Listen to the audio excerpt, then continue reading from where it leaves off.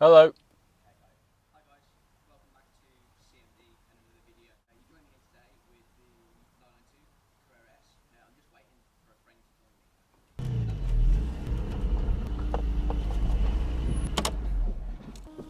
Hi Will. Hello. So for those of you who haven't seen Will before, Will's got his own YouTube channel, MrHCars. Be sure to check him out. For those of you who are subscribers to the channel, have watched stuff that both Will and I have done before, you might recognise this location. So we reckon approximately a year ago. About a year ago, April. Will and I were both here with our identical Long Beach Blue M2 comps.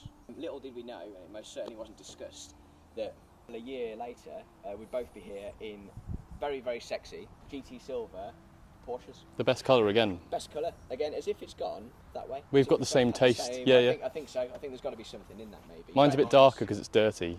The reason for the video today is to take these two for a little spin, just discuss the credentials of both cars. They're very, very different in both makeup and genetics, but actually, ironically, very, very similar price point. And so there might be someone out there, you never know, who might be looking at picking up one of the two. So the idea is, Will's going to take the 992 for a spin. We'll get his thoughts and my ownership experience of that car. Then we'll get out in the GT4. Get a feel for that one as well and give you some overall thoughts. Do you want to take my key anyway? I'll take that one, just to look after it. I'm waiting for you to give me a key. Give me a key then.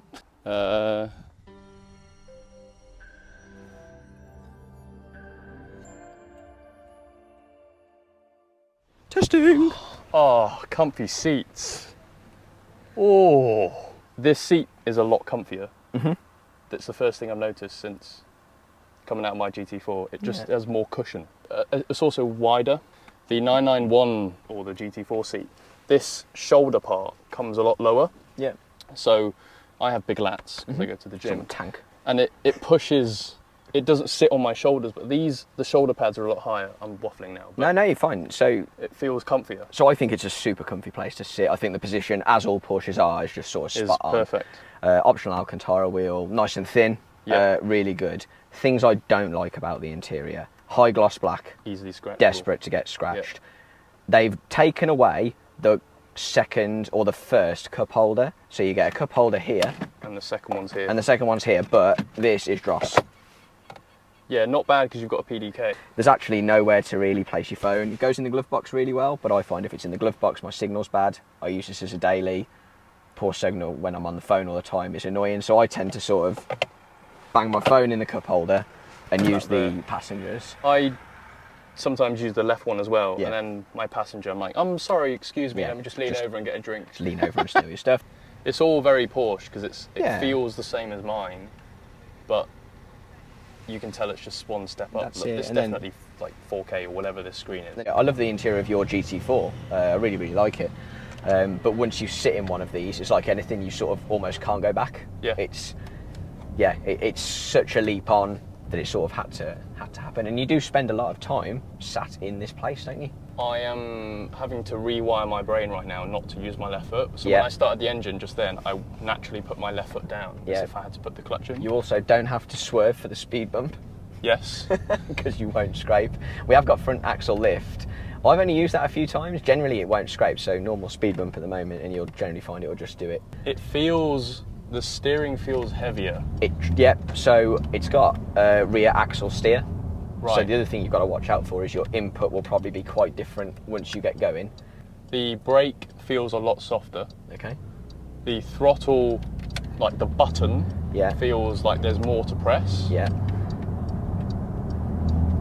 Oh, I like this. I can see why people buy these. Yeah. We'll see how you go. I mean, it's warm, so... Yeah. Oh, turbo. So that's normal. Yeah, so if you use your sport chrono toggle it to sport, and then you get a feel for... Sport is more for the road. More for the road, definitely. It's not the track setting. All it does is sharpen response. It'll tighten up all the engine mounts. Right. And it'll just give you a bit of a different steering feel. But if you blip it, obviously engine noise is louder. And that's the sport mode, is the sort of loud exhaust mode. So actually if you put it in Sport Plus, you lose a lot of the pops and bangs. Right. Sports Plus is very much business. Yes. It firms up the suspension, all sorts of other bits. That's a lovely sound. I need to again rewire my, because I downshift. I don't know how this is mapped actually, but I downshifted all the way to 6,000-7,000 revs. Yes. Thinking it would be like naturally aspirated, and that's where the peak of the power is. So again, it just depends what mode you're in. You can hit manual, okay, do it all, but if you go up again to Sports Plus, it'll be maximum attack all the time. Oh. But it's just effortless pace. It's really easy. Yeah, it's one of these cars that does a lot of the hard work for you. It doesn't even feel like I'm pushing hard enough. No. It's one of those cars that the harder you work it, the more comfortable it feels. Yeah. It feels like I'm going and going fast, but it doesn't even feel like it's going fast because it's so effortless. So straight line, mate. Boots it.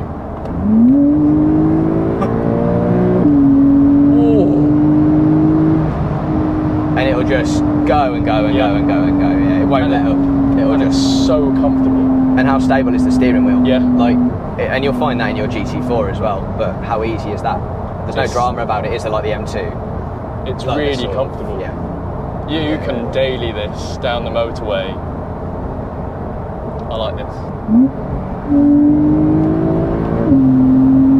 What I'll say is the steering feels so solid. Yeah. The whole thing feels solid. I mean, I'm in Sport Plus, so if I go back to normal. Yeah, you want to be in normal or sport. Normal's very relaxing. Comfy. Yeah, comfy. It feels so comfortable. And you notice immediately, I don't know about you, but you notice the difference in the suspension. Yes. So Sport Plus, even on a flat road, is very much a track suspension setting. Yes. You want to be on plush tarmac for Sport Plus to make any sense whatsoever. Here's a few pops and bangs, because you popped into Sport. Normal there. I'll test the give it a bit of rear stick axle. around there. Yeah, just give it a bit of stick around the roundabout. Oh.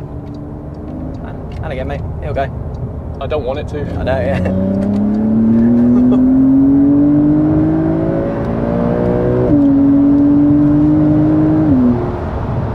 It really goes. Yeah.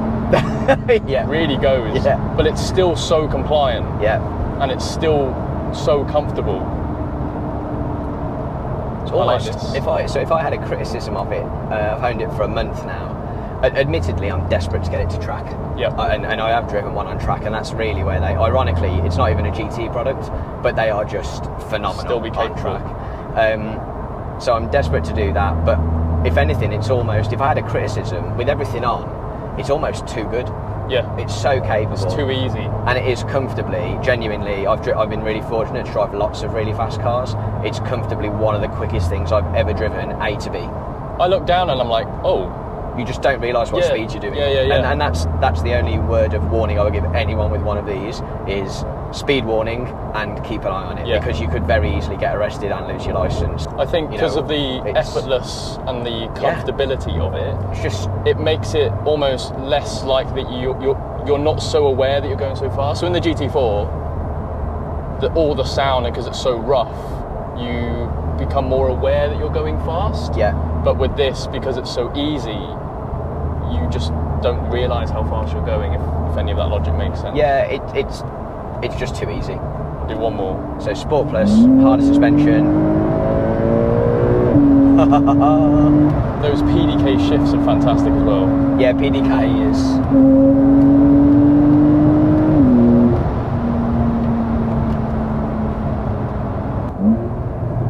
A few burbles, now I'm in Sport.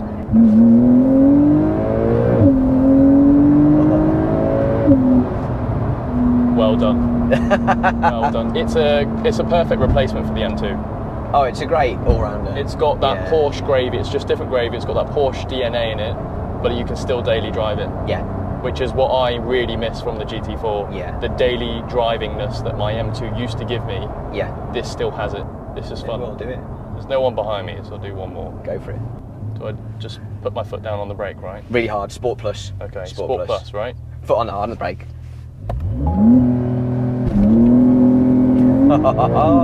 Oh, light-headed. That's the speed limit. I got light-headed. Yeah. All the blood rushed out of my head. Wow. So 0 to 60 in this is, I mean, it's quoted at 3.4. There's guys who've tested these at 3 seconds flat. Yeah, if you put Cup 2s on a hot day, you'll be... And it will do that launch control. Every day, non-stop. 10 times out of 10, 100 times in a row. Yeah. It will just bam, bam, bam, bam, bam. It is textbook Porsche. Such a different character, but really, really good again. Right, Cayman GT4 time. Here we go. The aggressive little brother.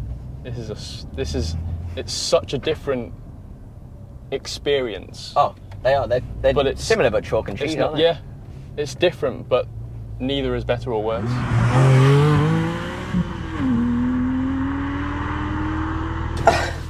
How much lower is that? Straight away. Do you know what I mean with the cushion? Oh, okay. Yeah, the seats are very different. And this bit is slightly lower, which is under my shoulder. This is so much more analog, and it's actually, for the car, it's so much better for it. Oh, the driving position. You know what, we are talking marginal differences in height, but it's so much more dramatic. Oh, and the startup. So I've got the valve controller on my car. Yes. So the valves are permanently open, yeah, wherever I choose to do so. So if I turn them off, they're quiet. Okay, cut it down, yeah. Yeah, so you just get that additional hum. Previous gen dash, 3 dials, a basic steering wheel, not 1,000,001 controls, and a manual gearbox, 3 pedals. You want auto blip? Yes, please. Going around? Sit really far back. Yes. Although I brought it forward from when you... I like to have more push with my left foot. Yeah, a bit more, arguably, you know what, a bit more control. Yeah. I think that's from coming out of autos because I don't need it. So then when I sit, I tend to sort of, that manual gearbox. You know, I was worried that I was going to regret my 992 decision, and this is just such a special place to sit. So spec wise, this is nicely done, isn't it? These seats are harder than I expected, but I think they're better for it. I was worried they would be quite soft and cushiony in comparison to the carbons.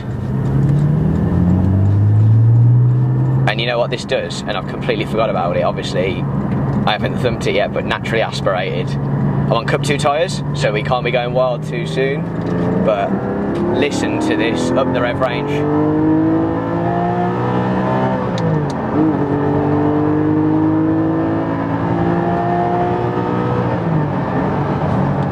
I mean,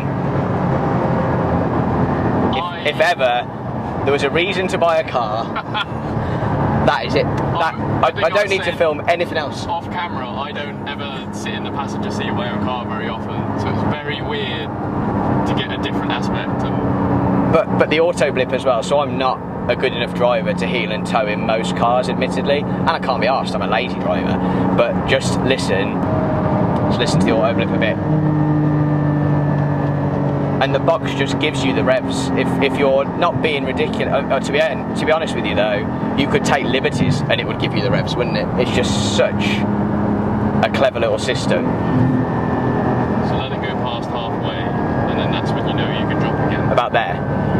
Yeah, there you go. Oh, that's an unthinkable number. Oh.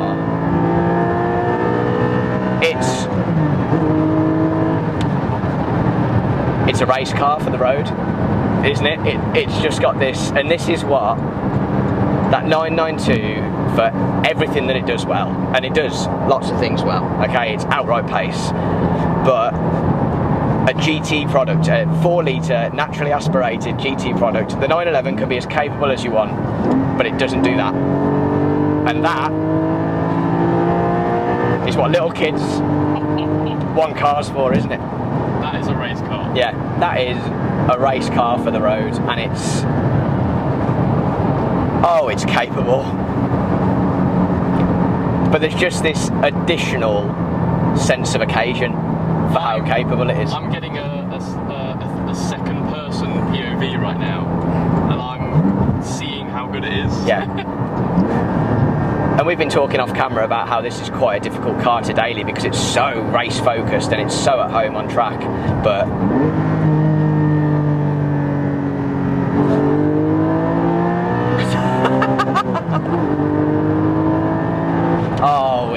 special.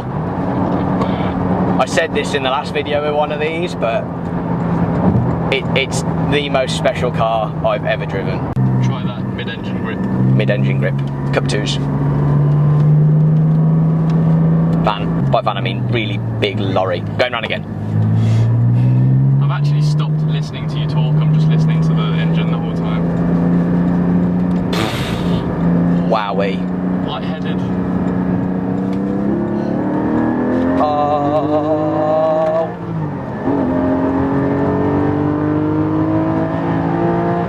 Oh. So, to summarise, and you've had sort of different owners in different cars with the ownership experience with us. So I think that's really valuable from a pros and cons perspective. The 992, without question, is the better daily. It's the better all-rounder. It'll take 4 people. It'll take more luggage. It'll do better economy. It's the bigger brother and the sort of benchmark, okay, of Porsche. But in Carrera S guys, non-GT spec, non-naturally aspirated, what you don't get is the special drama. The knowledge that you are in something that will never be replicated. Got some purples there. And the opportunity to do this.